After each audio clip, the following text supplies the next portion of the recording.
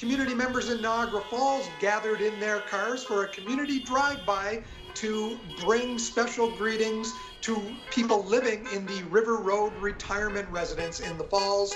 Here to talk about that, Jan Smith. Jan, how did this come about and why a community drive-by under these situations? This drive-by came about through a family member. Her mom used to live here. She moved on to Meadows of Dorchester.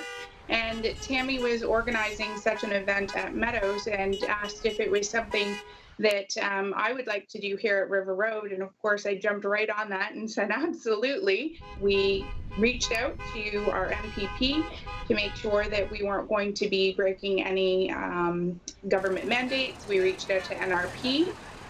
Again, to make sure we weren't breaking any of the rules. And with their blessing, I reached out to our 100 plus residents, family members, and asked if that was something they'd like to do. And within a matter of less than 4 days, I ended up with 60 plus cars. What was the response like from the residents? How happy were they to see that many people out there? They absolutely loved it, and they are still talking about it today. So even though our residents are spending the majority of their time in their suites, they do call down and want to talk to us, or they pop by very, very quickly as they're going to get a new book to read. And they are ecstatic, and they can't stop talking about how awesome this was and how loved they feel and supported they feel.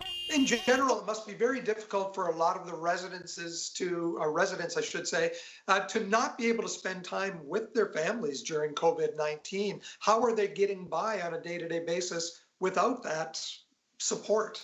We here at River Road are a giant family. So if there's something that a resident needs that a family member can't get for them, then we as staff, because we know we're following proper protocols and proper cleaning techniques, will get such item for them.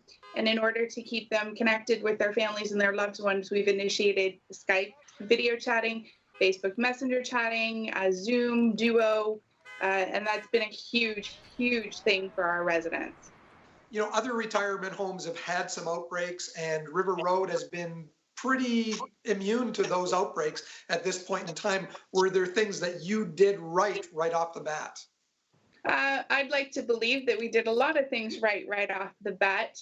We have a phenomenal upper management team here and a phenomenal care team who have made sure that we are one step ahead of the mandate. So before public health even said that we were to shut down our dining room, we had shut it down, and we're tray servicing our residents in their suites.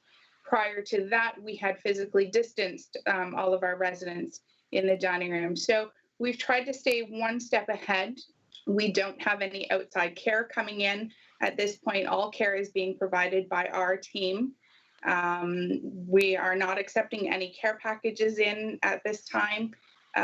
So we're pretty tight on what can and cannot happen here at River Road at this time. Do you think the provincial government will put forth some future restrictions that all retirement homes will have to live by?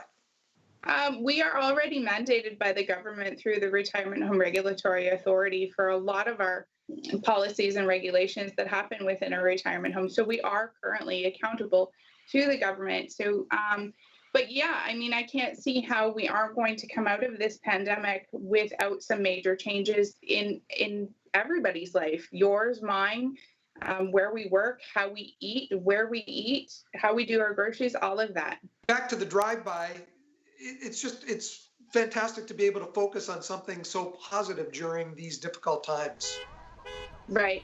And that's exactly why we did it, because there was so much negative publicity out there regarding long-term care homes and retirement homes that we just wanted to show the community and show the world and show our residents that, you know, there is still some good happening out there. There is still some really cool stuff keeping you happy from day to day. I mean, it's a scary world we're currently living in, and I can't imagine living in this world as a senior with all this uncertainty. Jen, thanks for joining us today, and thanks for bringing us a positive story during COVID-19 as well.